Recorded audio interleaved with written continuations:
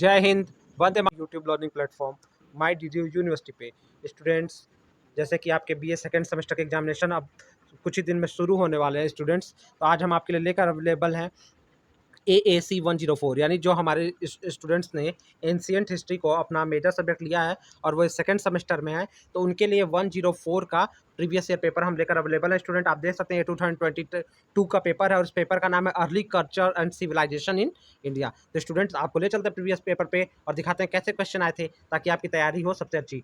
लेकिन इससे पहले बता दो स्टूडेंट्स कि अगर मेरे वीडियो फास्ट आपको लगेंगे तो आप उसको स्लो करके देख लीजिएगा। और सबसे इंपॉर्टेंट बात आपको बताना चाहता हूँ कि आप मेरे साथ पेन कॉपी पेपर लेके बैठिएगा, ताकि आप क्वेश्चनों के साथ मैं जो एक्स्ट्रा मटेरियल या एक्स्ट्रा इन्फॉर्मेशन आपको दूंगा एग्जाम रिलेटेड, वो बहुत इंपॉर्टेंट होने वाला है, वो आपके एग्जाम्स में पूछे जा सकते हैं, तो आप उनको जरूर नोट करिएगा। देखिए, अब पहला क्वेश्चन आया है, एतेरेव एवं कौतस्की ब्राह्मण एतरेव किस वेद के ब्राह्मण ग्रंथ है, यानी एतरेव एंड कौतस्की आर द ब्राह्मण बुक्स ऑफ विच वेदा। तो स्टूडेंट्स आपको बता दूं कि ये ऋग्वेद की, इसका राइट आंसर हो जाएगा ऋग्वेद के ये ब्राह्मण ग्रंथ है। ठीक है, राइट आंसर आपका ऋग्वेद होगा। और आपको बता दूं कि जो एतरेव ब्राह्मण और कौतस्की ब्राह्मण इसका पूरा नाम है और ये ऋग्वेद के ग्रंथ है। साथ ही साथ स्टूडेंट अब नोट करिएगा, यजुर्वेद के ब्राह्मण ग्रंथ को शतपथ ब्राह्मण कहा जाता है। यजुर्वेद के ब्राह्मण ग्रंथ को शतपथ ब्राह्मण और सामवेद के ब्राह्मण ग्रंथ को पंचवीश या षडवीश ब्राह्मण कहा जाता है। और अथर्ववेद का जो ब्राह्मण ग्रंथ है उसको गोपथ ब्राह्मण कहा जाता है। आप नोट कर लीजिएगा, अगली बार क्वेश्चन ऐसे पूछा जा सकता है। जो दूसरा प्रश्न आया था स्टूडेंट, वो कह रहा था कि यास्क ने लिखा है, यानी यास्क हैज रिटन, तो यास्क ने क्या लिखा है। देखिए स्टूडेंट, बहुत इंपॉर्टेंट क्वेश्चन है, मैं डायरेक्ट आपको आंसर बता रहा हूँ कि यास्क ने निरुक्ता लिखा है। क्या लिखा है यास्क ने? यास्क ने लिखा है निरुक्त। निरुक्त क्या आता है? निरुक्त को देखिए स्टूडेंट, मैं बता रहा हूँ, नोट करते चलिए, इससे तीसरा वेदांग करते हैं। स्टूडेंट आप मेरे वीडियो को पॉज करके देखिएगा, नोट करिएगा, अच्छे से लिखिएगा, सेव कर लीजिएगा, फ्रेंड्स को शेयर करिएगा, चैनल को लाइक सब्सक्राइब नहीं किया तो भी कर लीजिएगा।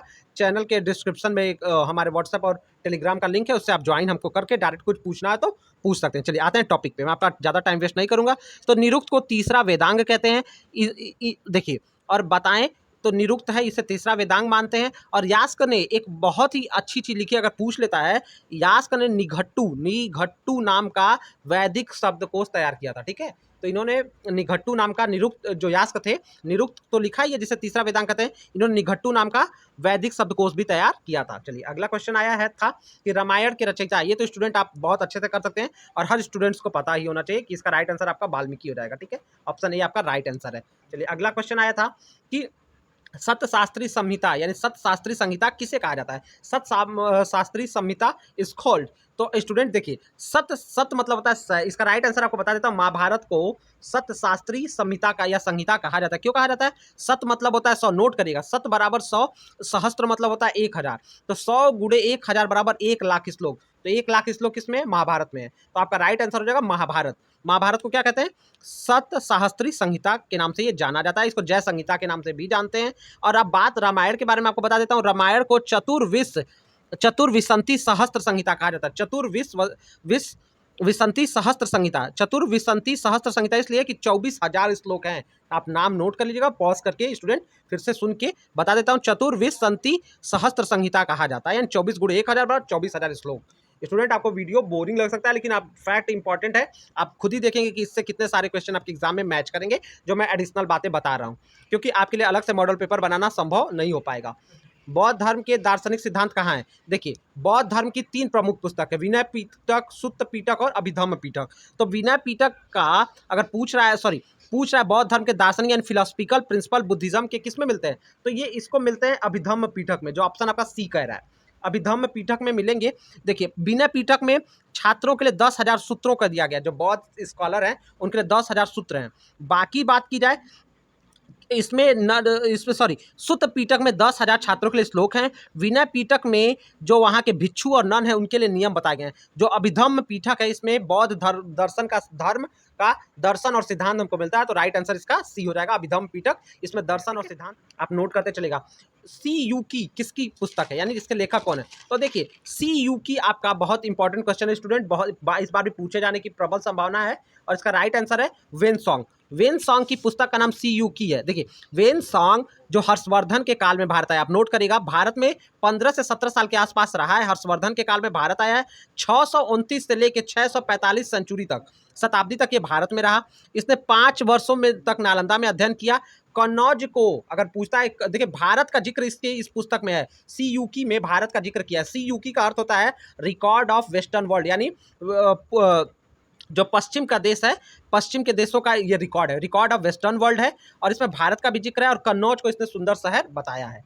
चलिए अगला प्रश्न आया है कि आदि काव्य यानी आदि काव्य किसे कहा जाता है? तो देखिए आदि काव्य को कहा जाता है रामायण को। आदि मतलब होता है सबसे प्राचीन, तो सबसे प्राचीन काव्य क्या है? रामायण है। और इसको आपको पता ही है, इसमें 6000 छंद शुरू में थे, और वर्तमान में कितने हैं?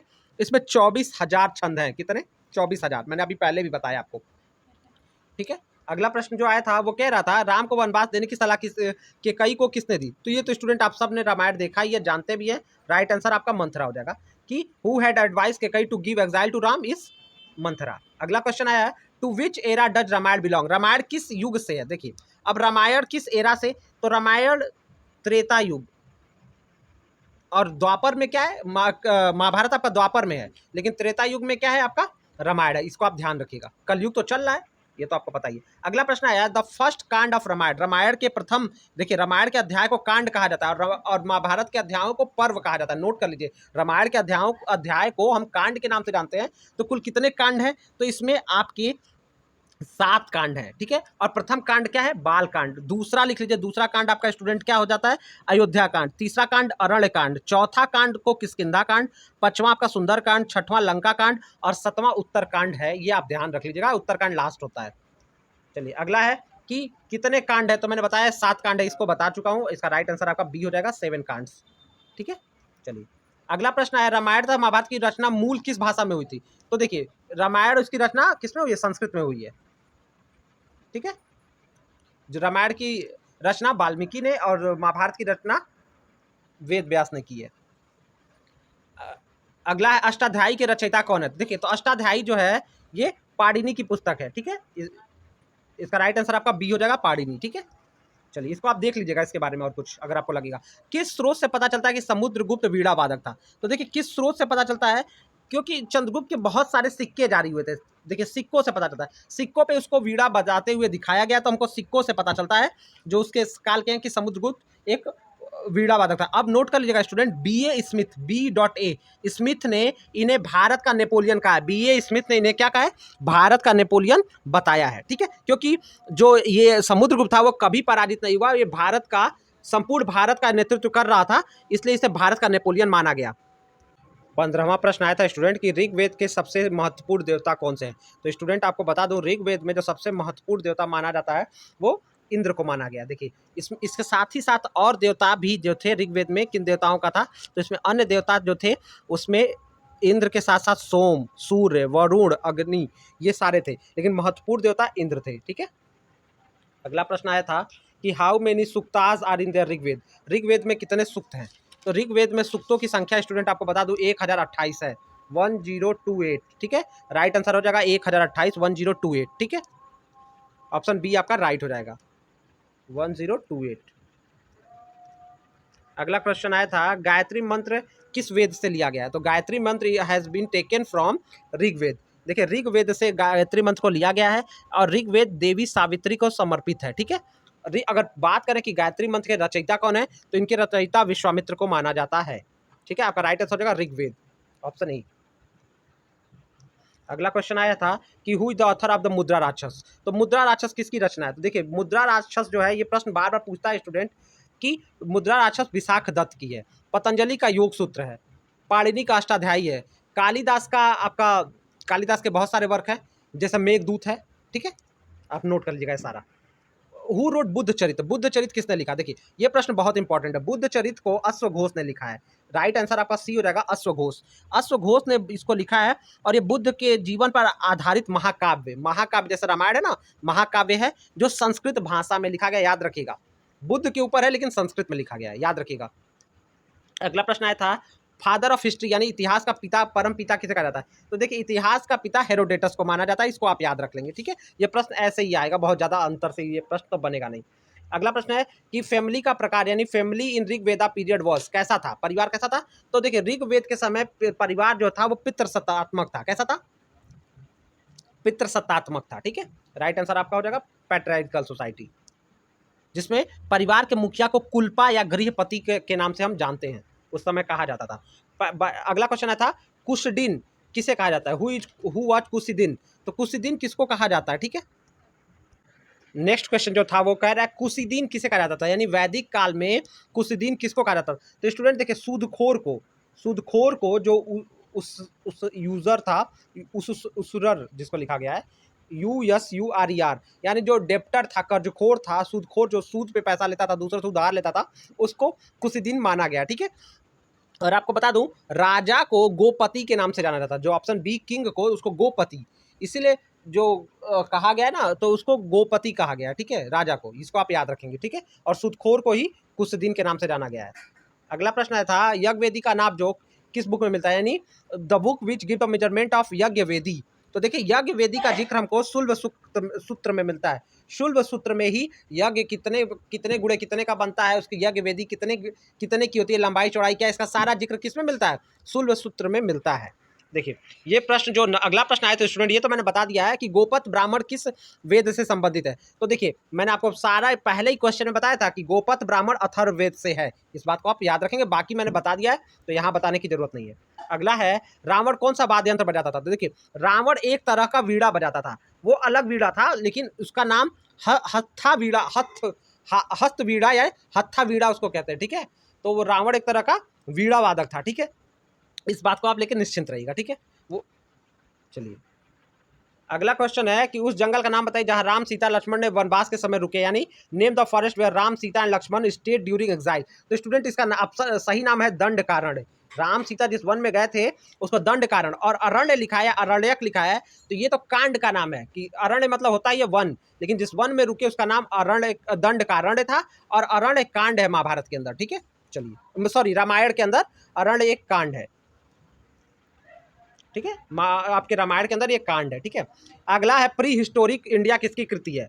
तो प्री हिस्टोरिक इंडिया जो अगर बात करें, प्री हिस्टोरिक इंडिया जिसको कहते हैं प्रागैतिक भारत, तो प्रागैतिहासिक भारत ये किसकी पुस्तक है, तो ये स्टुअर्ट पिगट की पुस्तक है स्टूडेंट। ठीक है, इसका राइट आंसर हो जाएगा स्टुअर्ट पिगट, ऑप्शन बी आपका सही हो जाएगा, स्टुअर्ट पिगट। ठीक है, ये आपका बी ऑप्शन सही होगा। ठीक है, चलिए अगला ऑप्शन क्वेश्चन आया था कि अर्थ क्या है, अर्थ का क्या मतलब होता है। देखिए अर्थ को जो चतुर्थार्थ बताए गए हैं, पुरुषार्थ के 4 अंग बताए गए हैं, धर्म अर्थ काम मोक्ष। तो अर्थ का यहाँ पे मतलब पुरुषार्थ से हमको एकदम सटीक लग रहा है कि यही होना चाहिए।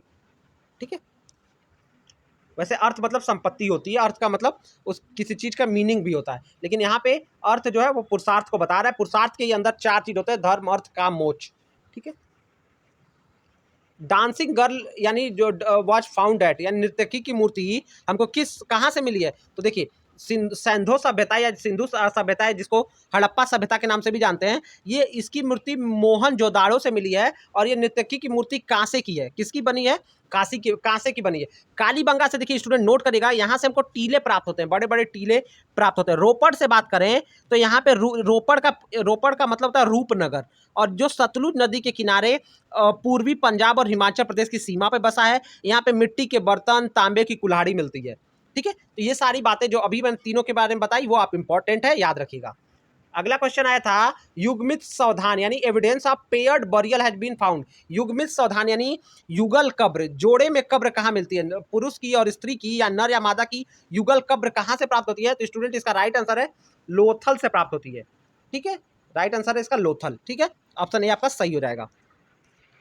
अगला क्वेश्चन पूछा था Indus valley civilisation was not a contemporary of which civilisation, किसके समांतर या समकालीन सभ्यता नहीं है सिंधु घाटी। तो आपको स्टूडेंट पता है सिंधु घाटी सभ्यता जो मेसोपोटामिया की सभ्यता और चीन की सभ्यता और मिस्र के सभ्यता के समांतर है। तो किसके समांतर नहीं हुई, ग्रीक के सभ्यता के समांतर नहीं है।